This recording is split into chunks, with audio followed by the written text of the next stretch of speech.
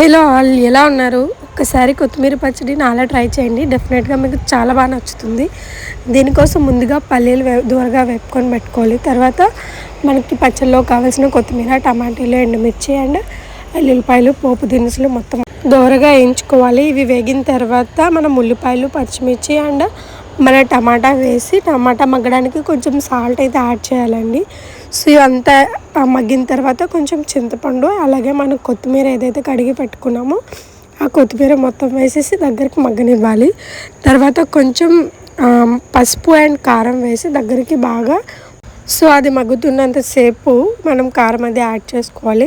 తర్వాత మనం ముందుగా వేయించి పెట్టుకున్న పల్లీలు పొట్టు తీసేసి దీంట్లో వేసి బాగా వేయించాలి, కొంచెం పచ్చివాసన పోయిన తర్వాత.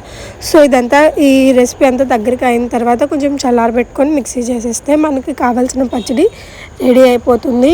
ఈ పచ్చడి అరౌండ్ 2-3 డేస్ మనకి స్టోర్ అయితే ఉంటుంది. సో మీరు ఎప్పుడైనా ఇలా ట్రై చేశారా? మిక్సీ చేసిన తర్వాత మన ఇష్టం, అది పోపు పెట్టుకుంటే పెట్టుకోవచ్చు, లేకపోతే లేదు. నేనైతే పెట్టేస్తున్నా. సో మీకు ఈ రెసిపీ నచ్చితే నా ఛానల్ని ఫాలో చేయండి. Thank you for watching. Do subscribe.